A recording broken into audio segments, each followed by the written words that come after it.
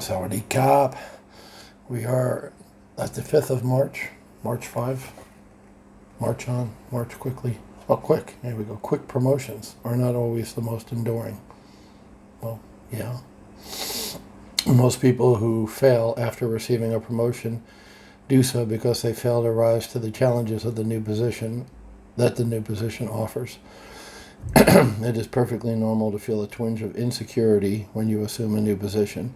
After all, you've never had this job before, but seldom do promotions come before you are ready for them. Now, it is a fact that the day you are promoted, you are not yet competent in that position.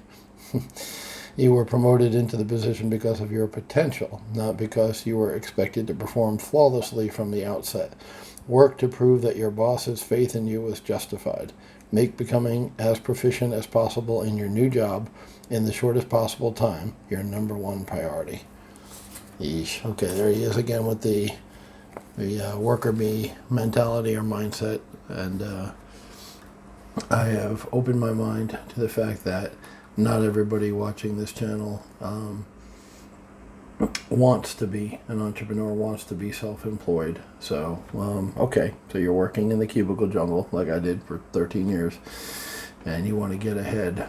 So what he's saying is you've followed the tips and techniques in this book and you've gotten a promotion. You know, you dress for success like we talked about. You've done more than you were expected. You know, you had a positive attitude. You proved invaluable to your boss, so he promoted you. And now you have a new set of responsibilities.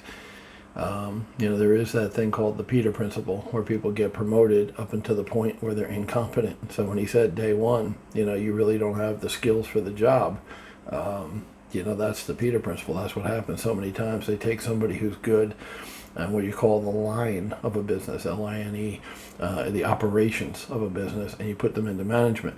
Well, what made them good at the day-to-day tasks of the business, building widgets, you know, using an example, does not make them a good manager. There's two different skill sets. They're really, honestly, it's like there's bakers and there's chefs, right? Chefs cook food, and usually they're not good at baking.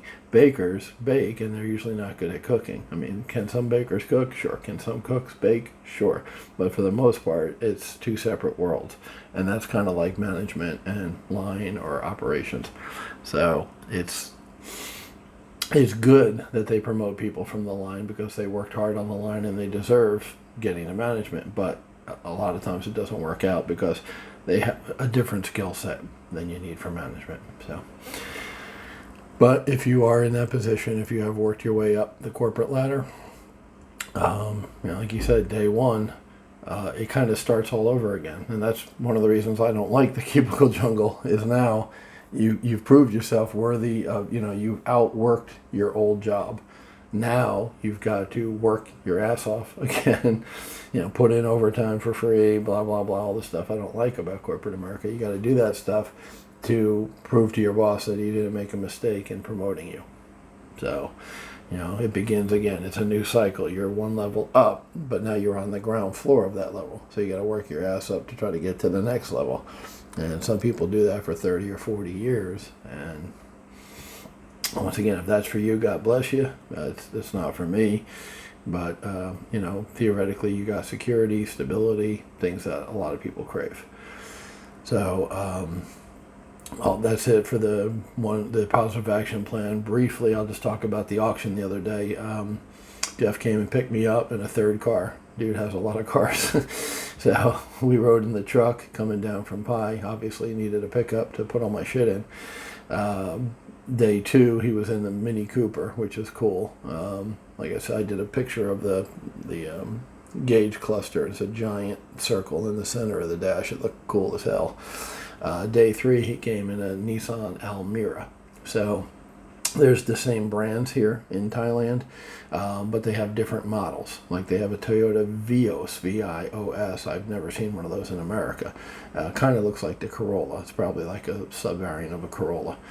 And I have a really cool SUV. He pointed out to me when we were driving the other day, Toyota Cross. And it's like a scrunched SUV. It's not a big SUV like a Fortuner. It's a smaller one, kind of like a Lexus RX 350, but once again, got, scrunched down, shorter, closer to the ground. Looked cool, looked really nice. I see they just came out this year. So yeah, this Almira, I guess, was like a Nissan Sentra, small car, small motor, but that's all you need to tool around. So anyway, he came and picked me up in the Almira, so the truck, the Mini Cooper, the Almira. Remember, he rents cars and motorcycles for a living, so that's why he has all these cars, and he has a Mazda for his daughter too. So they got a bunch of cars in the family, and they rent them and mix them around and stuff like that. Anyway, we went to the auction, and I learned a shitload, which is why I went. Nothing jumped out as being, oh my God, that's, 1/3 of the price or half the price. More of it was like 75% of value, current value. Now, they were selling for 50% of what they sold for new. And they were like 1 year old with, 5,000 kilometers. Now remember, it's like 5 to 8 miles to kilometers. So 8,000 kilometers would be 5,000 miles. And they had like 5,000, 6,000, 10,000 kilometers on them. So they're practically new. And, they were going for, 30 grand for like a Honda Click or Wave, which are two of the more popular bikes here in Thailand. But, I learned a lot yesterday about what I'm going to be buying because, as I mentioned, my target is foreigners. My target is expats, right? Yeah, people from other countries who are living here in Thailand, and they drive completely different motorcycles than Thai people do.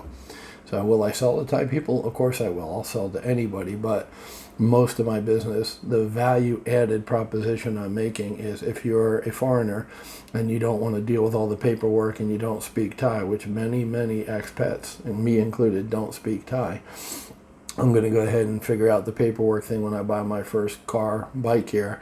I'll get through it. Jeff will help me. I'm going to, bully through it, just figure it out like I did with the condo I bought. Now I know how to do it. And, I'm gonna resell that. That's the value added. You buy a car from me, I'll do all the paperwork. That's part of the proposition. So, once again, as a businessman, I'm looking to add value. Why would somebody pay me more, a little bit more, a couple thousand baht for a bike? Well, because I'll do all the paperwork, and they don't have to hassle with it. And that's very popular in Thailand. The government does it because getting a visa can be very tricky. And they have a new visa out for, a year, 2 years now, called the Elite Visa. And basically, you pay the government money, like 500,000 baht. So we're talking about $15,000. And that's not putting it in the bank, like for the retirement visa. It's giving the government $15,000 US, 500,000 baht. Give it to them. And then they give you like a 5-year visa, and you only have to renew it once a year. They make it easy. If you've got the money, they will make it easy for you. So that's very popular here in Thailand. And what I'm going to do is make it easy for foreigners, to buy a car or a motorcycle. That's my value-added proposition, right? Does that make sense? So, okay. So, cool. Yeah, I appreciate Jeff for hooking me up, taking me to the auction, showing me, you go to this window here, you get this piece of paper there, you get the keys there, blah, blah, blah. Now that I'm familiar with it, tomorrow, we go back to the same auction place, but instead of motorcycles, they're going to be auctioning cars. And whereas I've never ridden a motorcycle in my life, except on the back of one to go up to Brooklyn with a 20-inch machete, that's a long story. I've never driven a motorcycle, a scooter. I've never been on a 50cc scooter or Vespa, anything like that. So that's not my forte. I will learn it because I need to, because I'm going to be selling them, but that's not what I do. Cars, I know cars. And once again, there's different models here, but, the Toyota's a Toyota, Nissan's Nissan, Mitsubishi, Honda, it's the same brands, just different model names, like I said.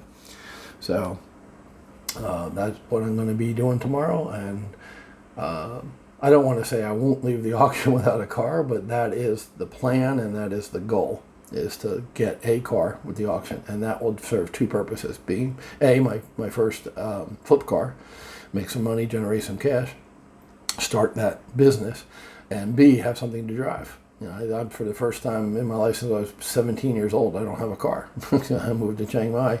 The Suzuki I drove around in was the girlfriend, so I'm not with the girlfriend anymore, so I don't have a car. Need a car. So I will try to rectify that situation tomorrow, because already there's been 3 or 4 times in the last few days where I've wanted a car to go to a hardware store or something like that, get some shelves. And, I haven't been able to do it because I don't have a ride. But I will try to rectify that situation tomorrow. The car will immediately be for sale on Facebook Marketplace.